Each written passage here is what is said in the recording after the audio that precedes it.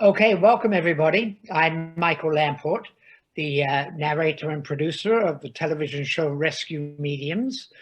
And this is another episode on Very Paranormal of the Psychic Diaries. Now, we have several people contributing to the Psychic Diaries, and I'm certain a lot of you will remember the wonderful, fab Megan Downs from the north of England. And we're lucky enough to have her with us again. So welcome, Megan. Hi, thank you for having me back. I appreciate it. So we always what's love seeing you. been happening in your psychic world lately? Oh, I've been so busy. Honestly, I don't know what's happened recently. It's like my clients have just been dropped off from the same bus. I've been so busy working. But because we've had lockdown as well, I've introduced video call readings, it's fabulous. It's spirits still come through, which is a worry of mine, but they still come through. And yeah, I've actually just started my face-to-face readings as well, because restrictions in England are easily lifting slowly. So have to ease into that. But yeah, I've been doing face-to-face readings as well, so I've been so busy. Have you found a big difference between doing face-to-face readings and doing over Zoom or something like that? Yeah, well, it's on my WhatsApp. I felt like clients have found it easier to download WhatsApp than Zoom.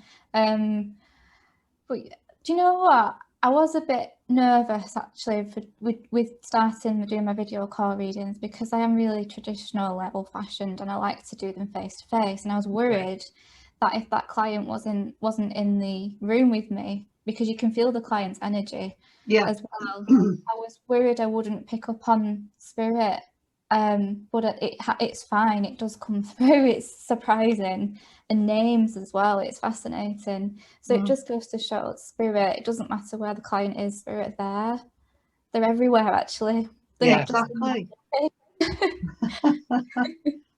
Yeah. Sometimes they're in our computers messing them up. Oh, that's happened a lot. I'm sure Jackie's witnessed that. Yeah, definitely. It happens. Yeah.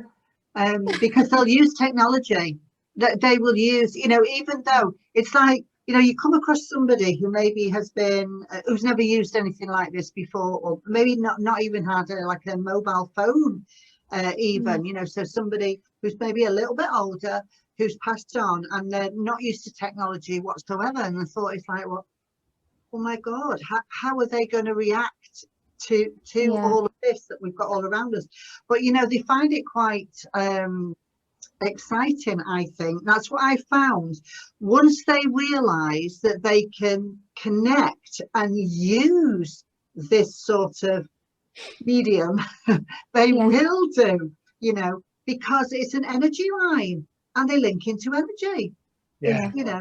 Like telephones as well. They can use telephones. I've had that with me. My brother experienced that, and his father-in-law, I was there actually when it happened, his father-in-law had just passed away, and the telephone rang.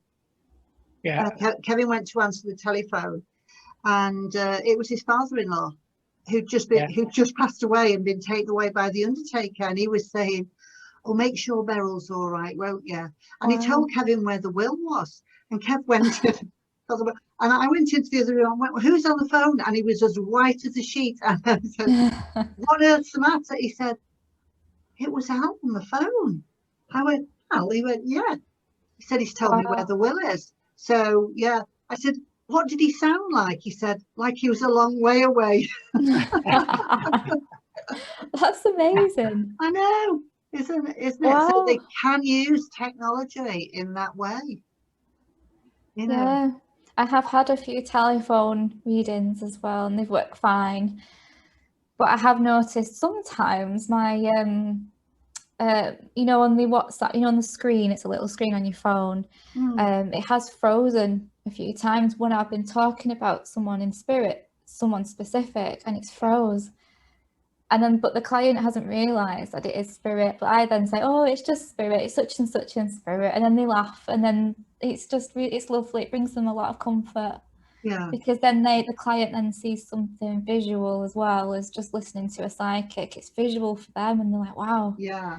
Which is great for people. Yeah. Do you find using this medium, here we go again. I I already said that. This type of thing, this Zoom, to be better than face-to-face, or just as good, or slightly worse? Oh, personally for me, I like the old traditional way, so I like to do face-to-face. Yeah. But if people are far away, I will do a video call reading, and it works exactly the same way. That was a tough question, Michael. Do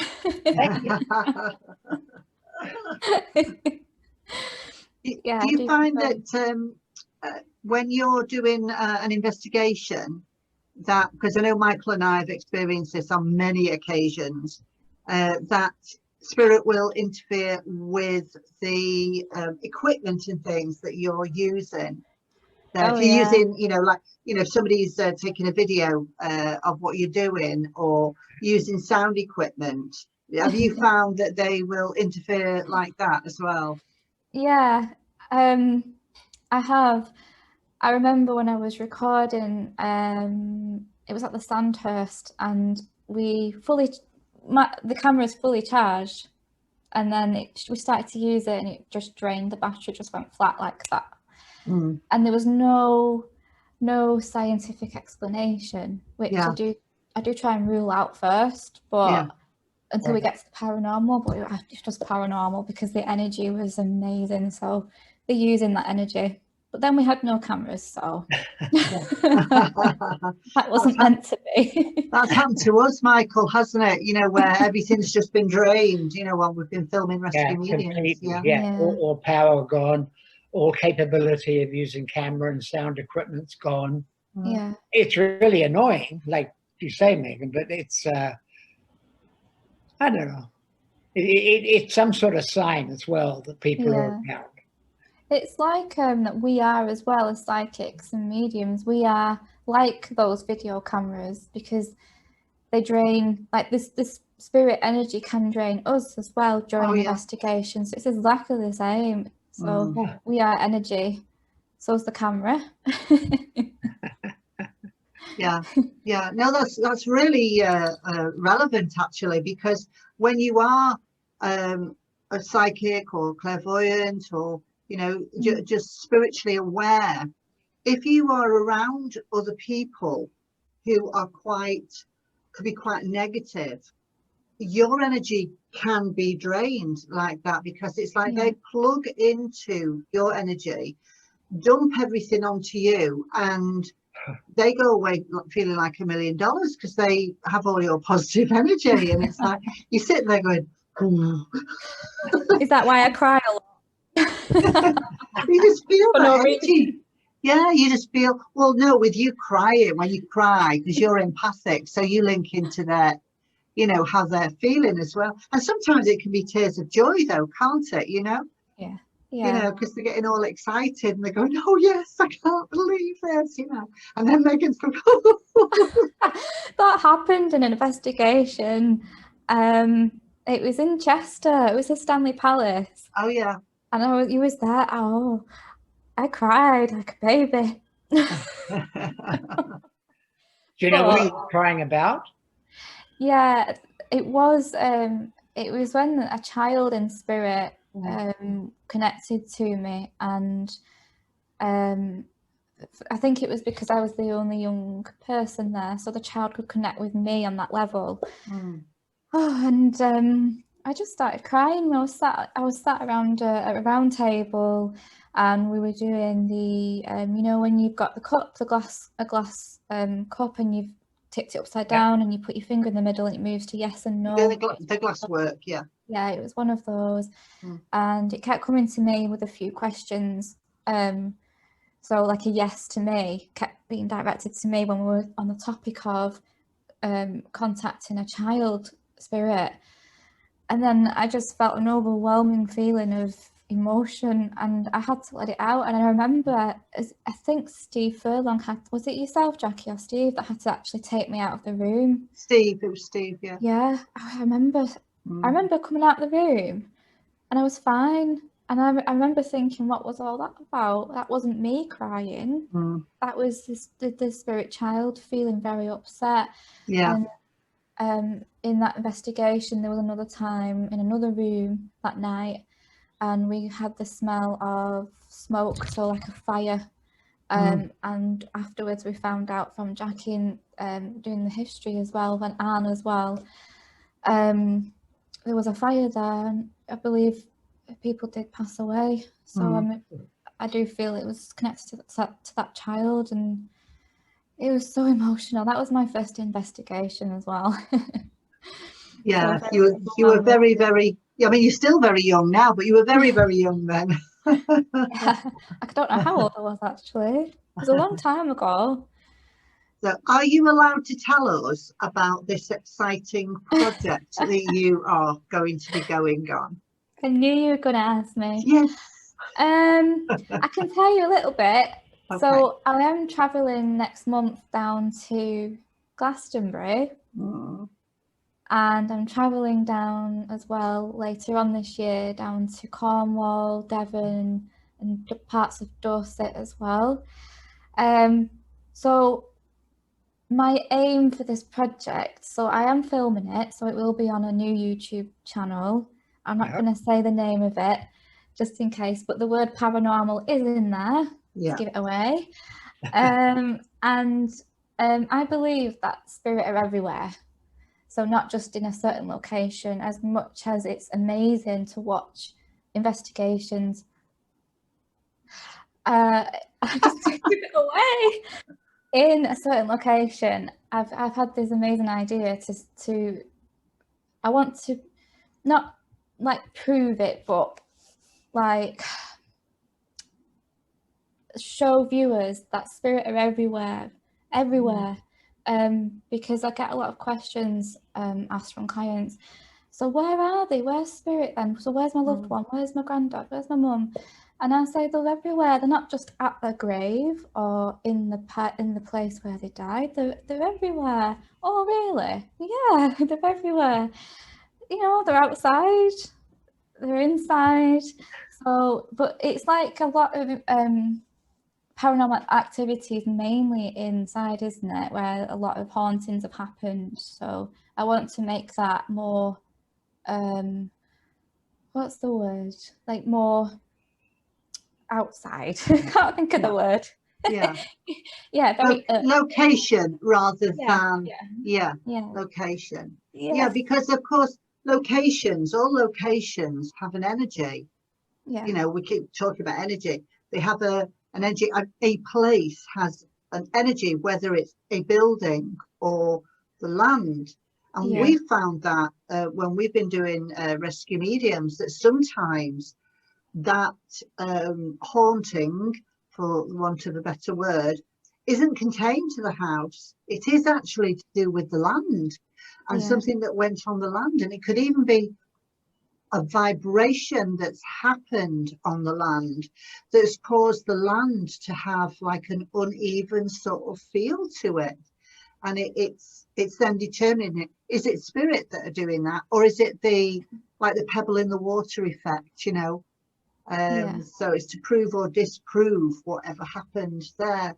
One of the things that I love about rescue mediums, and always right from day one we've done this, is we've had, you talked about research, having somebody who does the research. Well, you know, Edna Dargy does our research on the show, and she will then go and verify things by what we've come up with on the show, you know. So she will say, oh yes, that happened on the land, and it was the land, and there was nothing in particular. There wasn't a particular person who had died at that spot. It was actually an accumulation of different things. So the energy of the land, it has that energy, that vibration, residual energy that is still there. And then being able to prove it afterwards, it's like, oh yeah, that makes sense. that's why that happened, you know, Yeah. like battlefields and things like that. Mm. You know, battlefields will hold a vibration, not just of one person, Mm. but of everybody who had fought there. And it might have been 100 years in between different, you know, battles on that land. Yeah. So you've got to work through all the layers. So yeah, I love what we do. I love it. Yeah. Well, What do you Megan, you went to that forest with those trees, which beautiful picture. Did you feel anything from the land around you or the trees around you? I always, strange you mentioned that, because yesterday I went for a walk as well, in the rain actually, because I just think that the rain is a lovely cleanser. It wasn't raining, like it wasn't a lot of rain, it was just like spitting. But yeah, I did go for a walk yesterday, and I did put my hand chakras on the tree trunk, and it's an amazing feeling that you can connect with the earth like that. Yeah. It's incredible. Now, I know a few people were looking at me thinking, what's she doing? Why is that girl touching that tree? Or why is she hugging that tree? But I highly encourage people to do it, because the earth is an energy, and we receive so much healing and natural earth like energies from the earth, and the trees have been here for longer than us. So many years, and they provide oxygen anyway for us, and you know, they help clear the air, so they are very wise, and it's like Native Americans. I mean, they believe that the energy comes from the land. Oh my gosh, Michael, one of my my main spirit guide is a Native American. Oh yeah? Yeah, he's so strict. Doesn't speak much. So I ask him for advice, and he just shows me. He doesn't really like use his voice. He sits there and like he does this with me, and like that with me. So, I found that with the Native American guides, that they don't speak to you very much. They do tend to show you, don't they?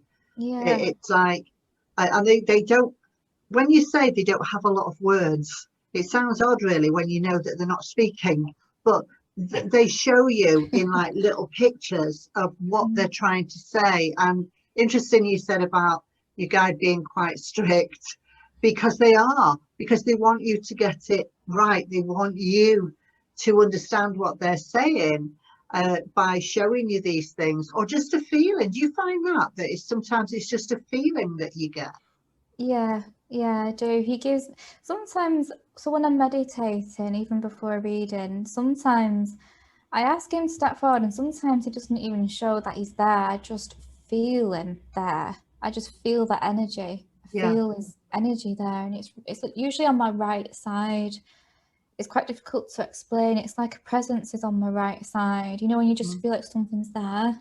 Yeah. And then other times, I think it just depends how he's feeling that day. Yeah. Sometimes he just show himself to me. And I think that's why I have a love for feathers in this life, and like dream catchers, you know, things that connect with the Native American tribe. And that's, I used to love stuff like that when I was really young, and then I went on the course at Feathers, and I found out I had a spirit guide who is a Native American, so that makes sense. Yeah. Yeah. He's showing me. As Michael, as you were saying, Michael, they really connect with the land, don't they? And they really revere the land and honour the land and the trees and everything that is provided. Very much so. Very, very much so. Maybe it was him that gave me this idea to do with my project. Maybe he's led me to this, because they do. That's why they're called guides, spirit guides. Yeah. Absolutely. Yeah. Now, do any of your acquaintances and friends, are they following any sort of psychic path, or any path like this, like the one that you're on?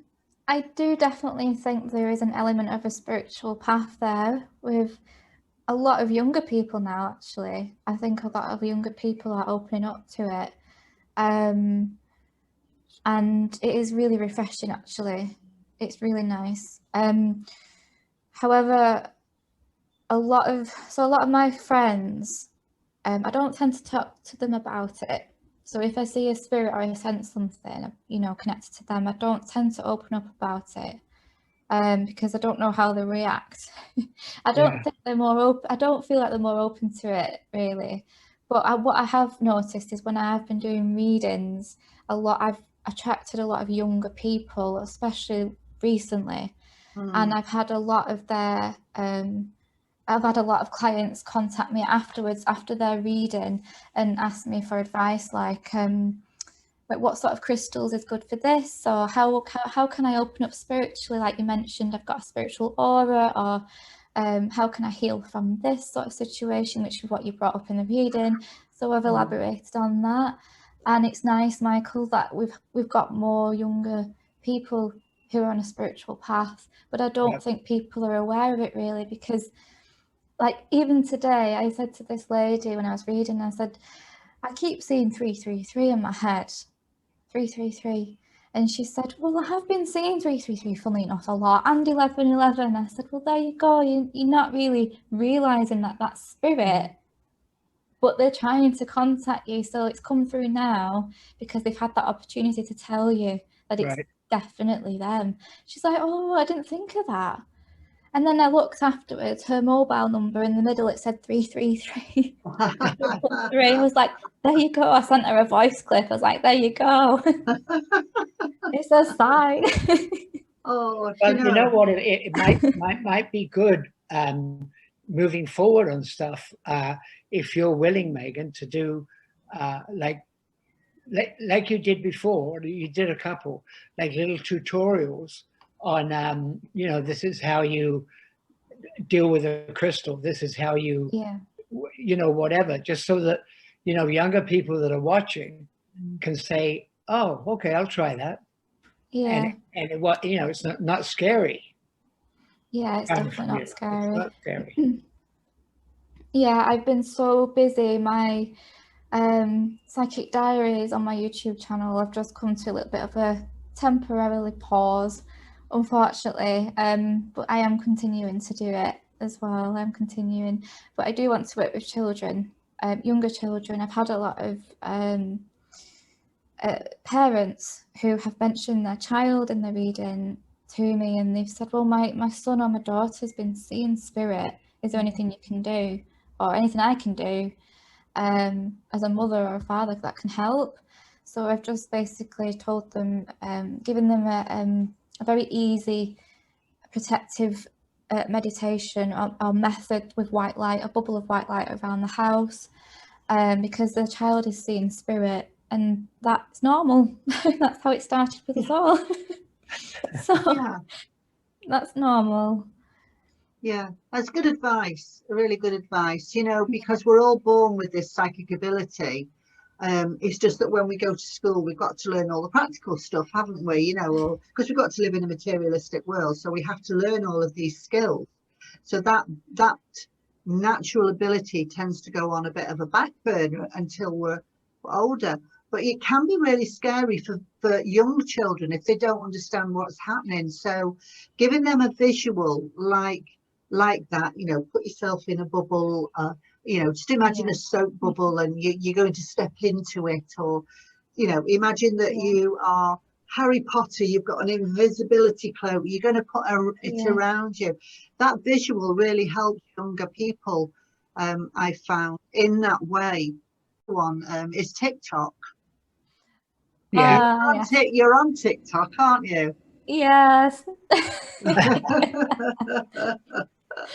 I got bored in it was around, is it the second lockdown? So I started a private account, which were really funny videos that I was making, but then I decided to make a professional one in the third lockdown, to give guidance and healing, but again, they have come to a standstill because I've just literally been so busy with face-to-face and video call readings. I haven't had the time to sit down and make even a 10-minute TikTok video. Yeah. So, but I am carrying on with them. But TikTok's so fun. It's amazing. Yeah, all new to me, this. It's all new. Well, maybe that's a good vehicle to get in touch, like you said, Megan, with kids, with the younger people. Maybe that's a route to go.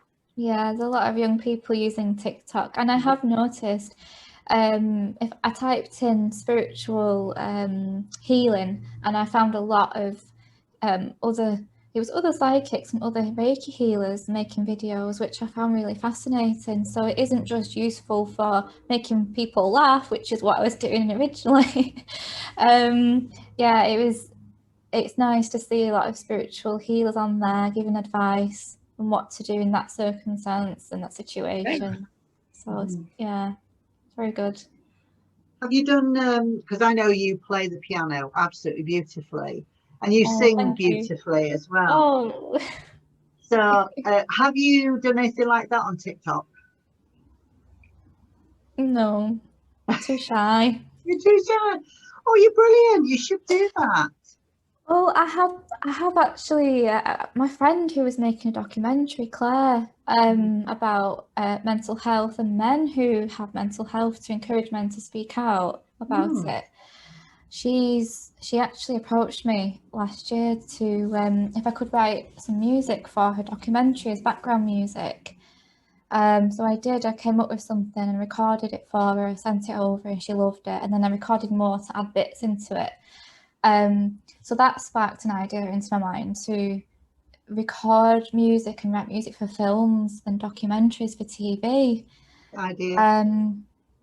Yeah, so I have actually been thinking about writing my own music for my own paranormal.